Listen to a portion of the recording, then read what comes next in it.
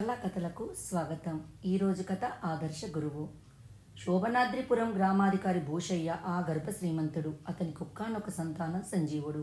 సంజీవుడికి 6 ఏళ్ల వయసు వచ్చింది. అతనికి మంచి గురువు వద్ద విద్యాభ్యాసం చేయించాలని నిర్ణయించుకున్నాడు భూషయ్య.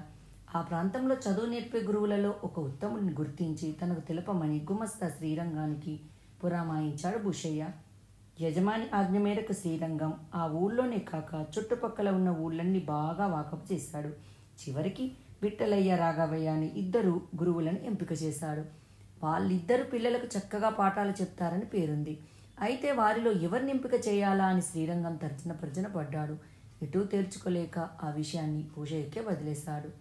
భూషయ్య ఒకరోజు విఠలయ్య, రాఘవయ్యలను తన ఇంటికి ఆహ్వానించి విందు భోజనం పెట్టించాడు. వారితో, అయ్యల్లారా, నా ఏకైక కుమారుడు సంజీవునికి విద్యాబుద్ధులు నేర్పి వారిని ప్రయోజకుని చేయాలి. అందుకోసం మీలో ఒకరిని అతడికి గురువుగా ఎంచుకోదలిచాను. మీలో ఎవరిని ఎన్నుకున్నది 10 రోజుల తర్వాత చెప్తాను.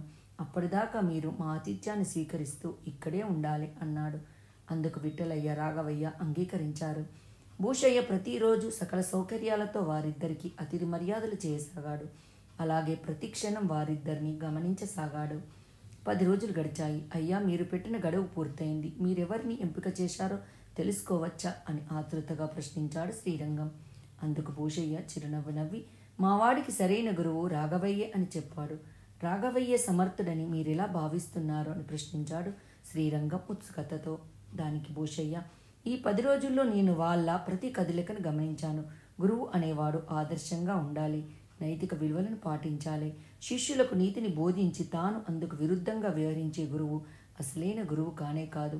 అలాంటి గురువు నుండి శిష్యుడు అక్షరాలను నేర్చుకోగలడేమో కానీ సభ్యతను, సంస్కారాన్ని నేర్చుకోలేడు, నీతిని బోధించలేడు. ముందుగా దానిని ఆచరించాలి.